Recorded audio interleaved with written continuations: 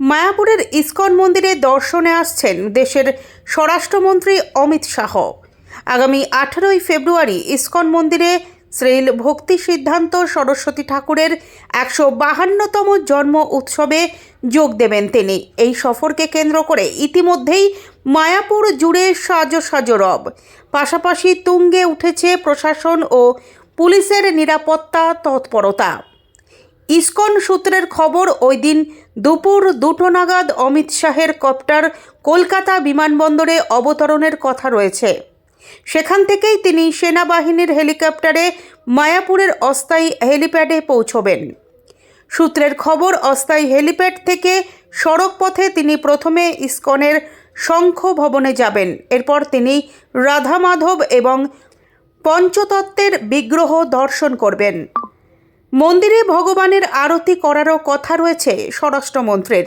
এরপর অমিত শাহ মায়াপুর ইসকনের পদ্ম ভবনে সাধু সন্তদের সঙ্গে একটি বিশেষ বৈঠকে বসতে পারেন বলে জানা যাচ্ছে। সেখান থেকেই তিনি শ্রীল ভক্তি সিদ্ধান্ত সরস্বতী ঠাকুরের জন্মোৎসবের মূল অনুষ্ঠানে যোগ দেবেন। এই অনুষ্ঠানে দেশ বিদেশের বহু ভক্ত ও আমন্ত্রিত অতিথির উপস্থিত থাকার কথা।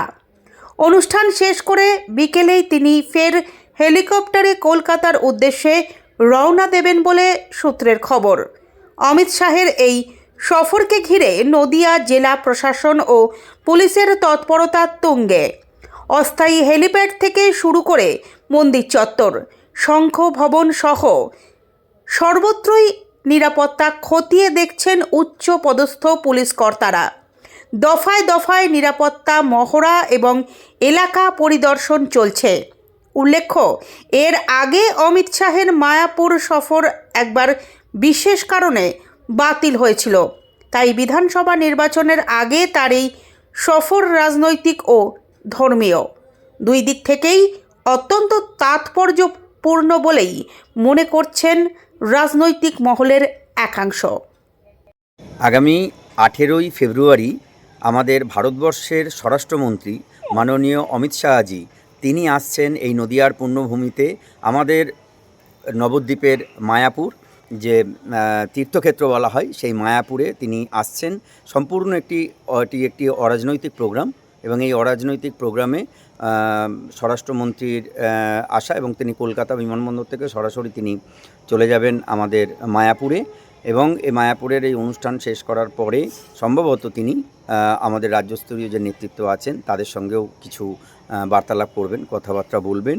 এবং নবদ্বীপের যে স্থানীয় আমাদের ভারতীয় জনতা পার্টির নেতৃত্ব আছে, সেই নেতৃত্বরাও তার সঙ্গে যোগাযোগের চেষ্টা করেছেন।